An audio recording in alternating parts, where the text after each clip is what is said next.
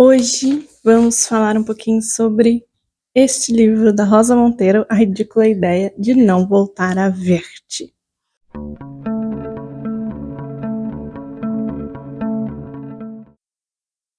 Bom dia, boa tarde, boa noite, sejam muito bem-vindos ao canal. Eu sou a Mari, esse é o Mar Entre Linhas. Eu espero que vocês gostem do vídeo de hoje. Se você ainda não é inscrito nesse canal, considere se inscrever. Se gostar desse vídeo, deixe o seu like e vamos lá.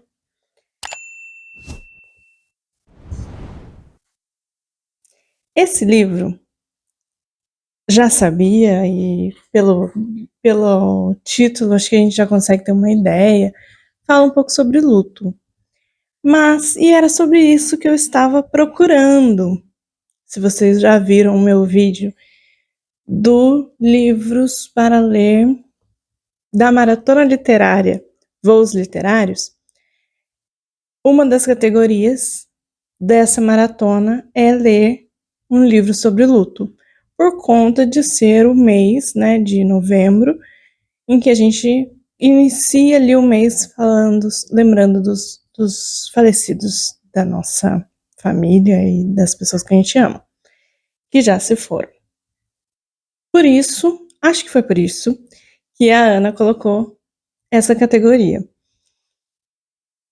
E aí, eu ganhei esse livro da Ana Margarida num sorteio, também tem um unboxing aqui no canal, super legal, do dia que eu ganhei ele. E quando eu ganhei esse livro, na verdade eu queria ler essa autora, eu conheci essa autora através do Booktube mesmo, das pessoas que eu sigo, principalmente da Paloma Lima, que leu um dos livros e virou assim o livro maravilhoso que ela amou e que a gente tem também, que eu ganhei, que nós ganhamos, mas mandei algumas opções para Ana me presentear com um livro da Rosa Monteiro, e ela mandou esse. E eu achei que falaria só sobre luto, mas não é só sobre luto. O luto é uma das coisas que está aqui. Talvez seja a premissa a gente pensar aqui na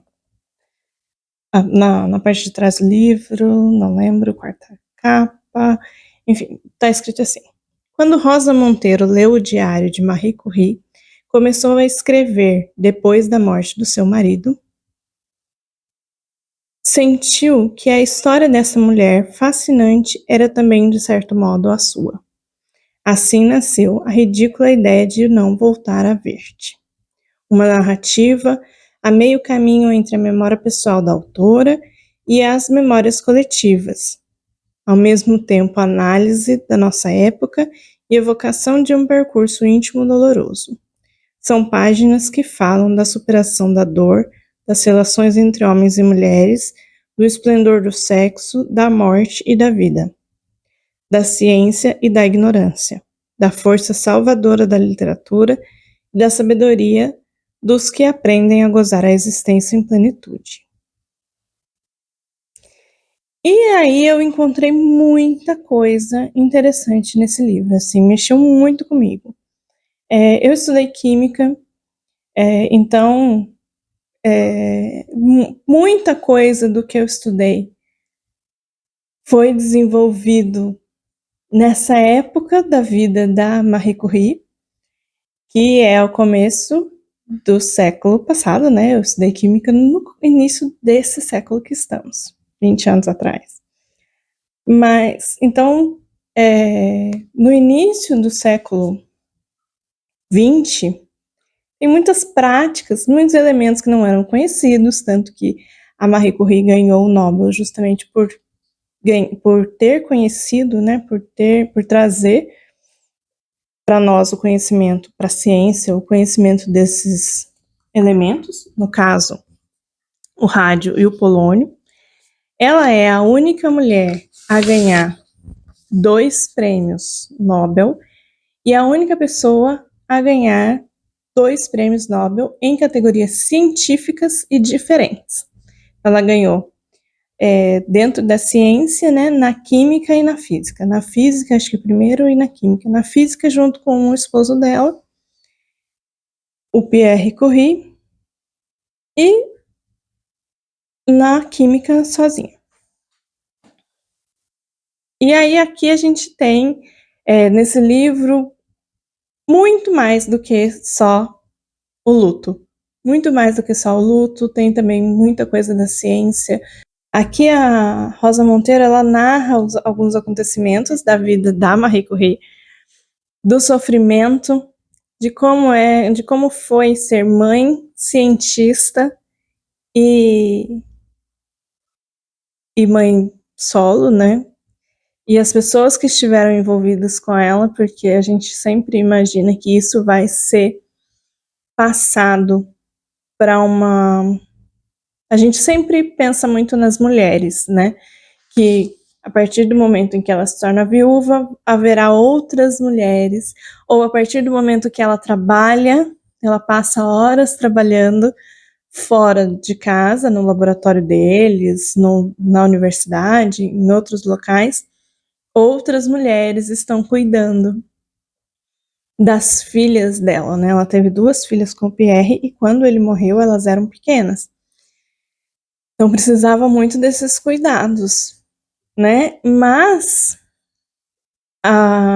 quem ajudou, quem esteve ao lado dela e quem ajudou ela a cuidar das filhas por muitos anos, mesmo depois da morte do Pierre, foi o pai do Pierre, um avô.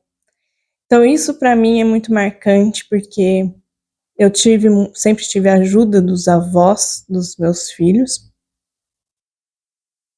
tanto as avós quanto os avós. Então isso é muito marcante, eu achei muito interessante ser o avô que estava ali, que foi o braço direito dela e que ajudou até essas meninas crescerem, até ele também falecer. E trouxe muita reflexão para mim a respeito da morte, né? Tenho refletido muito sobre isso nesse ano, por coisas pessoais mesmo, mas não só por isso, né? Por mim também, né? Não só pelas pessoas em que eu passei que me deixaram esse ano, mas também por mim. E acho que a questão da viuvez é algo que me assombra, que eu tenho muito medo que aconteça comigo, e que a possibilidade de acontecer comigo ou eu morro ou meu marido é muito grande em algum momento. Mas eu acho que o livro me traz reflexões nesse assunto e me faz ter mais vontade de pensar mais sobre esse assunto. O luto é algo que a gente não quer viver, né? Então a nossa sociedade, então, estamos num ponto em que temos que ser sempre felizes e nada do que nos traga dor, nada do que nos traz dificuldade é aceito. A gente ignora isso, coloca lá para último plano. Não vou saber, não vou ler livros que falam sobre morte, sobre luto, sobre nada disso. Vou deixar esses assuntos bem enterradinhos. E eu acho que a gente precisa falar disso, a gente precisa pensar nisso, a gente precisa mudar um pouco o nosso olhar. E acho que esse livro me deu essa vontade de olhar mais para isso, sabe?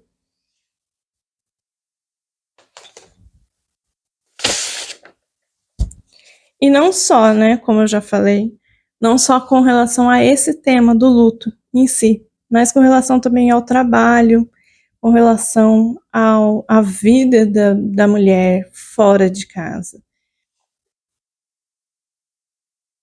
A Rosa fala e temos tem foto, tem nas biografias da Marie Curie, que ela era a única na ciência.